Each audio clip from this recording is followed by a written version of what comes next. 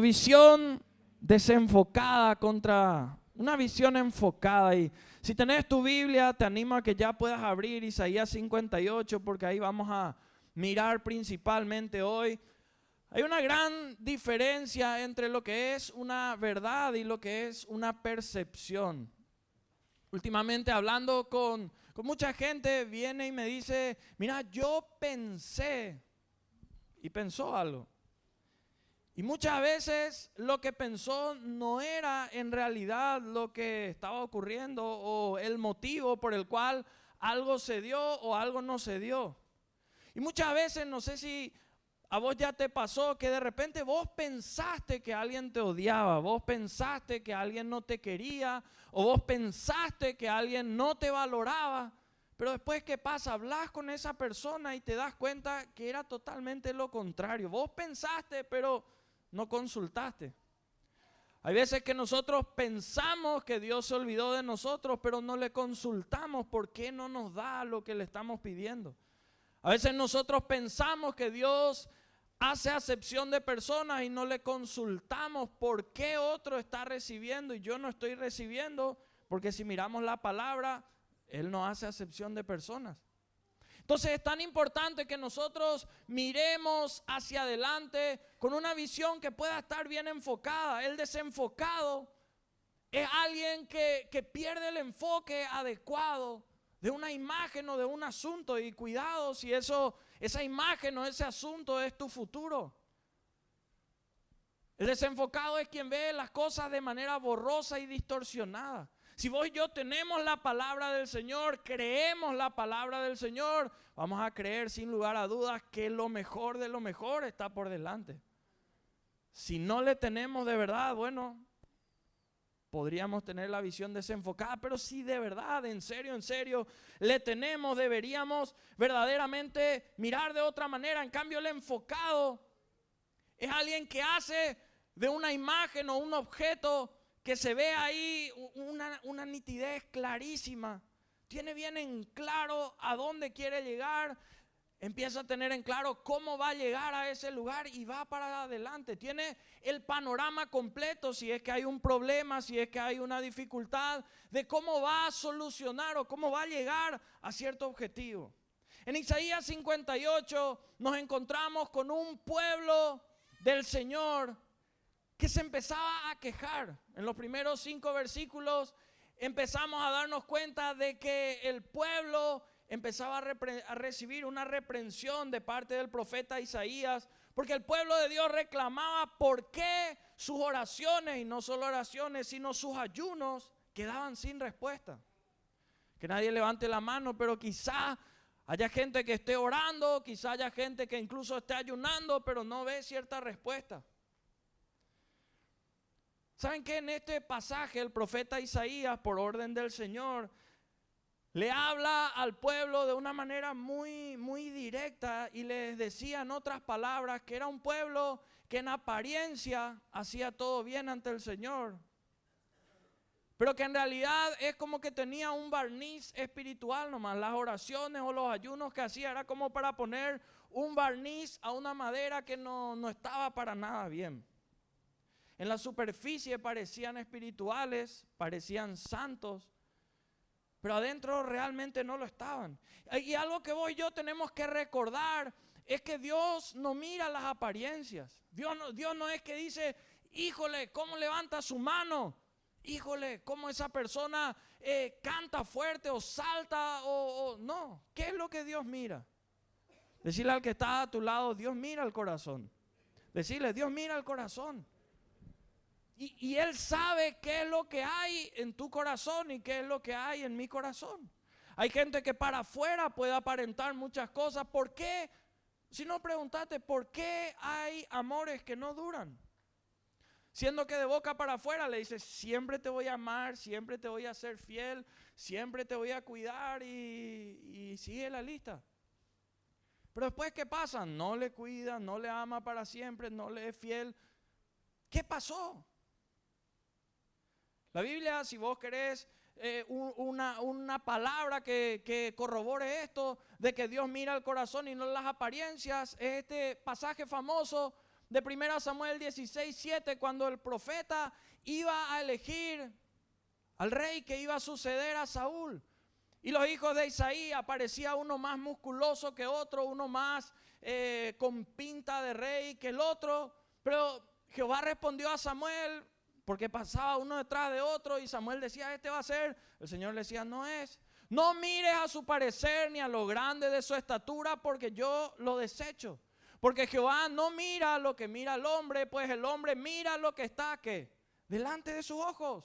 Pero Jehová mira el corazón. Este pueblo en Isaías 58 estaba ayunando. Era un pueblo que se puso a ayunar. ¿Y ayunar qué es?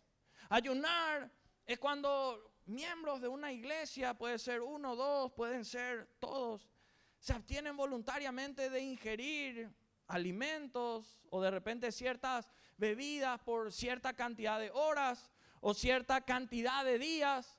Pero no es que están haciendo una huelga de hambre, sino que están en ese tiempo dejando de ingerir ciertas cosas con la finalidad de ¿qué? De acercarse al Señor y acercarse a las bendiciones que vienen de parte de Él. Isaías le hablaba a este pueblo de Israel que le reclamaba, Señor, oramos, Señor, nosotros ayunamos y no pasa nada. El Señor le decía a este pueblo, yo quiero tenerles a ustedes de verdad, no en apariencia. Yo en serio, quiero tenerles a ustedes. Yo quiero que me digan la verdad, porque yo, decía el Señor, yo les voy a decir la verdad. Si vos mirás Gálatas 6:7, la palabra dice que no debemos engañarnos. El hombre puede ser burlado, pero a Dios nadie le puede engañar. A Dios nadie le puede engañar. La visión incorrecta, ¿a qué nos va a llevar? Sí o sí. A una acción incorrecta. Y una acción incorrecta, ¿a qué nos va a llevar? A una derrota perfecta. ¿Por qué perfecta? Porque sí o sí vamos a terminar ahí. En cambio, la visión correcta nos va a llevar ¿a qué? A la acción correcta. Y si hacemos la acción correcta, vamos a obtener una victoria que va a ser perfecta, que va a ser tremenda. Si vos y yo miramos en el día a día, vamos a darnos cuenta que hay políticos que ¿qué hacen? Te prometen cosas grandes o inventan promesas ¿para qué? Para atraerte. Hay empresarios que aumentan promesas para tenerte o mantenerte en cierto lugar. Y qué tremendo que Dios no inventa promesas ni aumenta promesas como para tenerte, porque Él lo que prometió, Él es totalmente capaz de cumplir. Pero por eso me pregunto, ¿por qué hay tanta gente que corre detrás de ciertas promesas inventadas o aumentadas y de Dios que de verdad puede hacer y nos da ciertas promesas, no se deja atraer y tener por el Señor? ¿Saben por qué ocurre eso? Porque tenemos una visión muchas veces desenfocada. Y cuando tenemos una visión desenfocada, cuando nos desconectamos del Señor, es como esta estufa que está cumpliendo ahora su función. ¿Cuál es su función? De calentar el ambiente, de calentar la atmósfera. Pero fíjense, así como ahora se ve prendida en este lugar, ¿qué pasa cuando se desconecta? Enseguida uno va viendo que el color desaparece. No tarda mucho tiempo en que deja de cumplir la función. Ya dejó de calentar. Y cuando deja de calentar, la atmósfera donde está empieza a cambiar. De tener que estar caliente, deja de estar de esa manera y se empieza a enfriar absolutamente todo. Isaías 58, versículo 6, la palabra le enseña al pueblo cuál era el ayuno que el Señor quería que ellos hagan, porque ayunaban, es bueno ayunar, pero habían cosas incorrectas. Y fíjense lo que dice el Señor, y le pregunta al pueblo, ¿no es más bien el ayuno que yo escogí desatar las ligaduras de impiedad, soltar las cargas de opresión y dejar ir libres a los quebrantados y que rompáis todo yugo? Mirando y usando este pasaje como base, quiero mirar rápidamente tres cosas que el Señor nos enseña acá sobre el ayuno que necesitamos hacer. Tal vez no es un ayuno necesariamente de dejar de comer o tomar algo, tal vez sí. Tal vez tiene que ver con dejar de hacer ciertas cosas en la vida. Dice, no es más bien el ayuno que yo escogí, desatar ligaduras de impiedad, y es lo primero. Para que vos y yo tengamos una visión bien enfocada a todo lo que Dios tiene y quiere hacer en nuestras vidas, necesitamos desatar ligaduras de impiedad, soltarnos de eso. Impiedad, si vos mirás en el diccionario y ponés, miren qué tremendo lo que dice, es una actitud rebelde que se opone a la sujeción y al conocimiento de Dios de una manera consciente. O sea, no es que puede decir no sabía, no, de manera consciente. En contra de lo que se le debe como creador, sustentador y salvador. La impiedad surge de la soberbia. Y esto es algo que el Señor le decía al pueblo, esto yo quiero que sea desatado, que ya no esté en sus vidas. Por eso yo quiero desafiarte a que vos ayunes para que seas y vivas una vida, para que sea desatado esto de tu vida. Porque está atado en vos y se te lleva a desenfocarte de aquello que el Señor quiere hacer en tu vida. Mientras esté atada a vos la impiedad, vas a vivir una vida desenfocada, desnorteada de lo que Dios quiere hacer. Hay literalmente decenas de pasajes que hablan sobre esto, pero te voy a leer algunos. Job 34. Y escogí este porque empieza diciendo, por tanto, varones de inteligencia, o sea, gente como vos, que está en este lugar, hombres, mujeres inteligentes. Por tanto, varones de inteligencia, oídme, lejos esté de Dios, ¿qué cosa? La impiedad, y del omnipotente la iniquidad, porque Él pagará al hombre según su obra y le retribuirá conforme a su camino. Sí, por cierto, Dios no hará injusticia y el omnipotente no pervertirá el derecho. Qué importante que nosotros podamos soltarnos de toda impiedad, de toda iniquidad. Eso quiere decir el pecado. Aquello que va en contra de los principios del Señor, aquello que está en contra de sus mandatos, en contra de sus preceptos. Proverbios capítulo 11, versículo 5, la justicia del perfecto, ¿qué va a hacer? Enderezar su camino, o sea, hacerle tener el enfoque correcto, hacerle tener la visión correcta, le va a enderezar el camino. ¿De qué te sirve seguir caminando por el camino incorrecto? De nada. Te genera pérdida de recursos, de tiempo, de fuerza, de ganas, de entusiasmo. Pero la justicia del perfecto dice enderezará su camino, mas el impío por su impiedad, ¿qué hace? Cae. ¿Y cómo es difícil levantarnos? ¿Cuánta gente ha caído a causa de la impiedad? Y se fundieron en sus finanzas. O se reventó su matrimonio. O tu reputación, o quién sabe qué. Por eso es tan importante soltar esas ligaduras de impiedad, que el único interesado, el único jalero para que vos y yo sigamos teniendo eso es el diablo mismo. Pues yo siempre tenemos que mirar la fuente. Si vivimos en impiedad, si vivimos teniendo eso, es porque estamos conectados al infierno y no al cielo. De eso tenemos que ser libres. Proverbios capítulo 13, versículo 6 dice: la justicia guarda al de perfecto camino, mas la impiedad, ¿qué hace? Trastornará al pecador. Estoy seguro que ustedes habrán escuchado a por lo menos una persona que le dice: estoy trastornado, trastornada. O sea, está todo atolondrado, todo no puede aterrizar, no sabe por dónde empezar. Y el enemigo nos lleva, nos empuja, no nos damos cuenta al inicio, pero nos va apartando de lo correcto, de manera que quedemos totalmente trastornados. Y esa línea que sabíamos que era incorrecta, en un momento un poquitito pasamos con miedo, con temor. De repente no nos mató pasar un poquitito y después ya pasamos todo y no nos dimos cuenta. Y nos fuimos toditos, como dicen algunos. Pero no para lo bueno, sino para lo malo. Estaba ahorrando y después me fui todito. Me estaba cuidando y después me fui todo. ¿Qué es lo que tenemos que hacer? Lo que dice el profeta Jeremías, Jeremías capítulo 14, versículo 20. Si vos y yo queremos soltar estas ligaduras de impiedad, reconocemos, oh Jehová, nuestra impiedad, no ocultar la impiedad, sino reconocerla. La iniquidad no solo nuestra, sino que puede venir de nuestros padres, porque contra ti hemos pecado.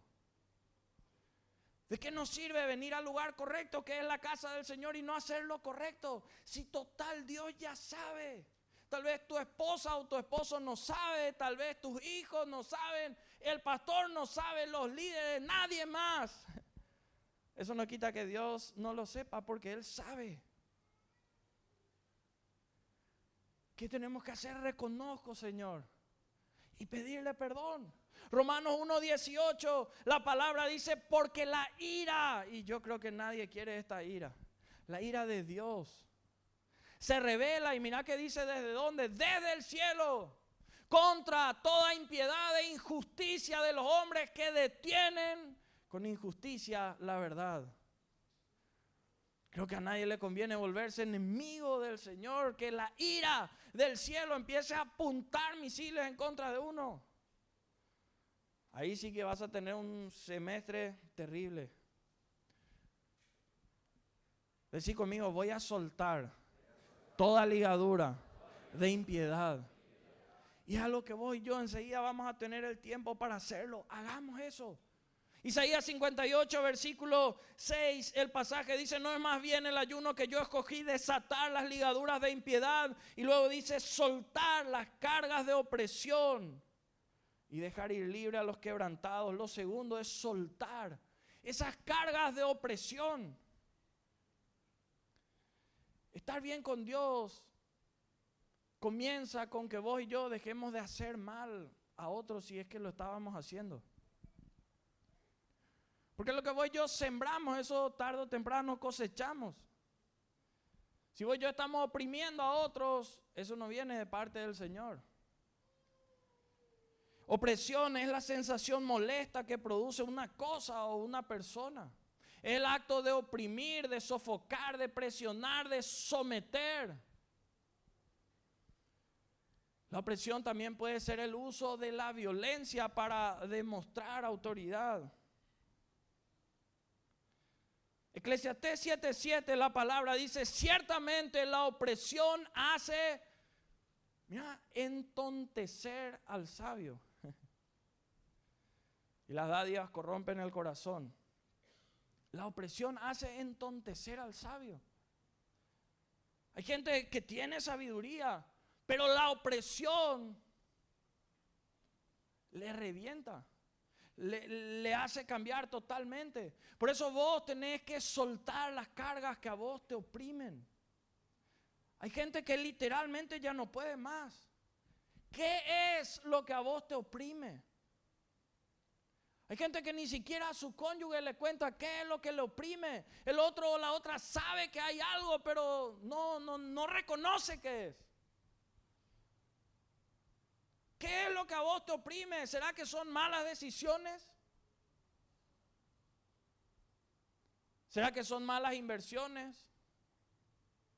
¿Será que son promesas que te dijeron y que no se cumplieron? El que de verdad puede ayudarnos a soltar esas cargas que nos oprimen es el Señor. Por eso necesitamos hacerle caso, necesitamos obedecerle a sus principios, a sus verdades. Y te adelanto, tu carne no va a querer, tu mente no va a querer. Por eso vas a tener que ayunar de lo que tu carne quiere que vos hagas, de lo que tu mente te empuja a hacer, y empezar a hacer lo que el Espíritu te manda a hacer. Salmo capítulo 12, versículo 5, la palabra dice, por la opresión de los pobres, por el gemido de los menesterosos, ahora me levantaré, dice Jehová, pondré en salvo al que por ello suspira. Tal vez vos decís, bueno, soy pobre financieramente. O tal vez decís, soy pobre no financieramente, pero en conocimiento de Dios. O soy pobre en talentos o en capacidades, no sé. Pero acá la palabra del Señor dice que por estar de esa manera, el pobre es alguien desfavorecido, por estar de esa manera, pero por gemirle a Él, el Señor se va a levantar y va a poner en salvo a aquel que está suspirando por eso. ¿Será que vos oprimís a alguien? ¿Saben qué? El pueblo de Israel, el que ayunaba, el que oraba, si vos mirás los primeros versículos, vas a ver que ese pueblo era un pueblo que le oprimía a otra gente, que vendía gente, esclavos. Que aunque ellos ayunaban, le obligaban a hacer cosas terribles a esa gente. Por eso, a veces solo pensamos en nosotros. Pero hay veces que no nos damos cuenta y no pensamos que hay respuestas que no vienen, que nuestra visión no está correcta porque nosotros somos los que le oprimimos a otra gente. Hay esposas que le oprimen a su esposo. Hay esposos que le oprimen a su esposa y pueden estar acá presentes. Donde el que está o la que está a su lado está al lado por miedo, no por amor.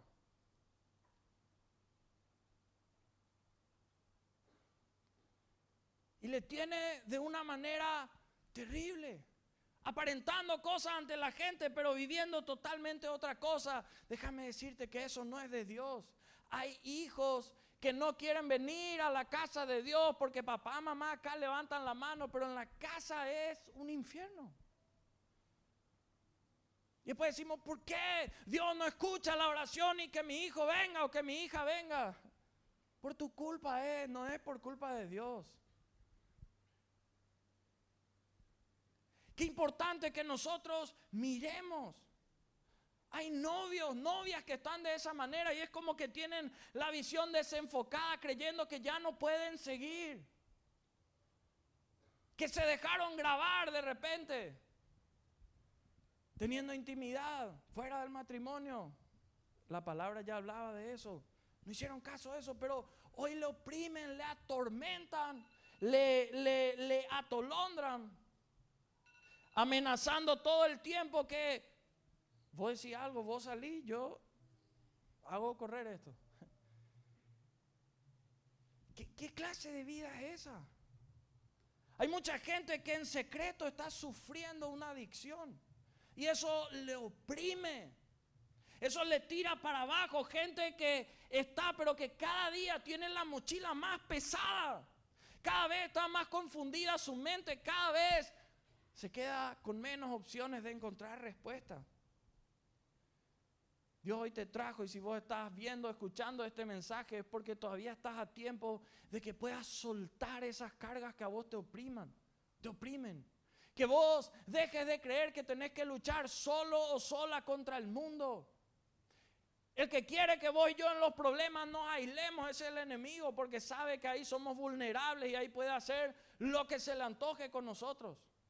Sabe que si vos te llegás a conectar con tu líder, con el pastor o con alguien que de verdad tiene comunión con el Señor, el enemigo va a tener acceso restringido y no va a más poder pasar a tu vida. Hay muchos de ustedes que quizás estén luchando con esa decisión de soltar o no soltar la carga. Déjame decirte, el enemigo te va a llenar ahora mismo de argumentos, excusas, pretextos, prejuicios, de todo, como para que vos no sueltes esas cargas que te están oprimiendo, te están jodiendo la vida. El diablo a muchos le tiene como un juguete de él. Y estás perdiendo tus mejores años. Estás perdiendo recursos. Hay gente que está perdiendo su familia por no soltar las cargas que lo oprimen y seguir llevando solo. Qué importante es que sueltes, que vos digas, Señor, quiero soltar estas ligaduras de impiedad, quiero soltar de una vez por todas estas cargas que me están oprimiendo. Y en tercer lugar, el ayuno terminaba con romper todo yugo. Romper con todo yugo. En la vida vos y yo tenemos que avanzar y eso implica sin lugar a dudas caminar. Y el grandísimo problema es cuando avanzamos y caminamos por el camino incorrecto. Una visión desenfocada nos va a mandar por ahí sí o sí. El yugo era un instrumento que normalmente era hecho de madera. Y se le ponía ahí por el cuello al buey y se le ponía al lado a otro. Era para por lo menos 2. Algunos más pro ya eran de 3 o 4. Pero normalmente era de 2. Y se le ponía normalmente al buey más experimentado y en otro se le ponía al más joven, como para que aprenda a caminar, como para que aprenda la experiencia. Pero encontré algo en la definición de yugo, cuando habla de esto, que dice es un instrumento, armazón de madera, lo que te explicaba, el cual es colocado sobre los cuellos de los bueyes, mulas, formando una unión, se van en yunta, por lo menos en 2. Y fíjense lo que dice acá, porque eso ocurre a veces en lo espiritual, a fin de que ambos, ahí habla de animales, acá hablamos de personas, compartan, ¿qué cosa? ¿Qué dice ahí? La misma ruta, peso y velocidad. La misma ruta, peso y velocidad. Estoy obligado a preguntarte ahora, ¿con quién estás compartiendo la ruta? ¿Con Dios o con el diablo?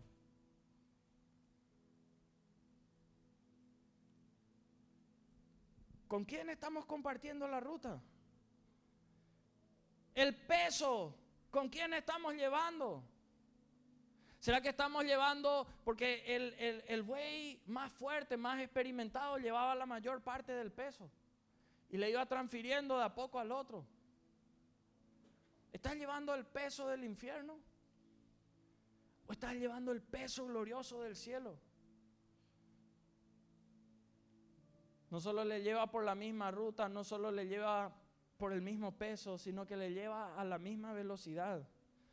¿A la velocidad de quién estás yendo? ¿Será que es a la velocidad de Dios o es a la velocidad del diablo? Quizá hasta hoy podíamos haber estado en un yugo con el enemigo en nuestras almas, en nuestra vida, en nuestra familia. Pero la buena noticia es que si vos y yo hoy de verdad, no de boca para afuera, porque eso no sirve, de verdad, le pedimos al Señor perdón por nuestros pecados, le pedimos la fuerza, la guía, la dirección para soltar todo esto. Ese yugo con el infierno se rompe de una vez por todas. Dice la Biblia en Isaías 10:27, acontecerá en aquel tiempo que su carga será quitada de tu hombro y su yugo de tu cerviz, y el yugo se pudrirá a causa de ¿qué? De la unción. Pues yo necesitamos llenarnos de tanta unción que no haya yugo del infierno que pueda ser puesto en nuestros cuellos, en nuestra mente, en nuestro corazón, en nuestras piernas, nuestras manos, en nada. Que haya tanta unción en nosotros que yugo que quiera poner el maligno se rompa, se funda. Y para eso necesitamos buscar de Él, tener la visión correcta. Lo que me conviene viene de parte del Señor. Las verdades de Dios tengo que aceptar aunque el enemigo me quiera confundir. Vas a ser lleno de tanta unción que se va a pudrir el yugo que te hacía caminar en la misma ruta del diablo, que te hacía llevar la culpa, el peso de la culpa, el peso del dolor, el peso de la frustración, de la traición, de la depresión, del engaño, de la miseria, de la suciedad, de la perdición, que te hacía caminar por donde el enemigo quería. Y ahora ese yugo se cae en el nombre de Jesús sobre todo aquel que decida aceptarle al Señor. Levanta tus manos ahí en el lugar donde estás. ¿Sabes por qué? Porque hay hombres y mujeres que hoy van a decir presentes, y sobre alguien se va a romper este yugo, que sea sobre mi vida. ¿Sabes qué pasa cuando este yugo se rompe? La Biblia dice, Levítico 26:13, yo Jehová vuestro Dios que os saqué de la tierra de Egipto para que no fueseis sus siervos. Rompí las coyundas de vuestro yugo y os he hecho andar con el rostro como erguido. Vas a volver a levantar tu cabeza, mujer, hombre. Vas a volver a mirar hacia arriba, ya no hacia abajo, pensando que te vas a caer, fundir en cualquier momento.